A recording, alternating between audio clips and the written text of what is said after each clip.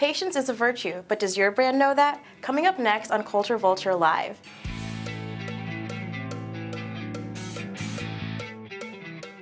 I'm Mai Smith, and on this episode of Culture Vulture Live, we're taking a deep dive into return to the long term, a trend identified here at Mindshare. For the past few years, many companies have been trading long-term success for short-term gains. However, we're now in the midst of a backlash as longevity is making a comeback.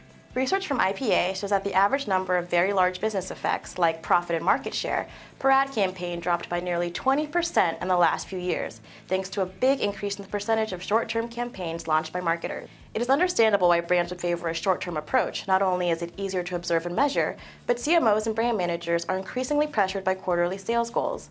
But immediate results aren't always a good thing. This short-term outlook inhibits innovation and makes the economy less competitive, impacting the stock market. This means that more companies are staying private, with the number of U.S. publicly traded companies dropping by almost 50% since the 1990s. Startups are also taking longer to IPO, with the median amount of time increasing from 3.1 years in 2000 to 8.2 years in 2017.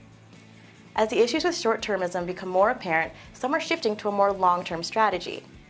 For example, the long-term stock exchange is a model backed by Silicon Valley venture capitalists that operates using tenure voting. That means shareholders who have their stocks for a longer period of time get more votes.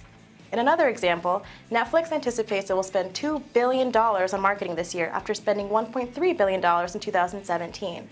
While this may seem like a huge increase in spend, this will support the more than 700 pieces of original content that's being released. Netflix decided to start producing said original content because while it may require a big upfront investment, the long-term benefits of owning their own programs versus solely relying on licensing from others outweigh the short-term costs. If companies are willing to take a step back and focus on the greater potential, the payoff will greatly exceed the sacrifices. For marketers, it's important to ensure that you're setting the right KPIs for long-term growth and balancing brand building and sales activations in your creative and media strategy. Are you thinking long-term?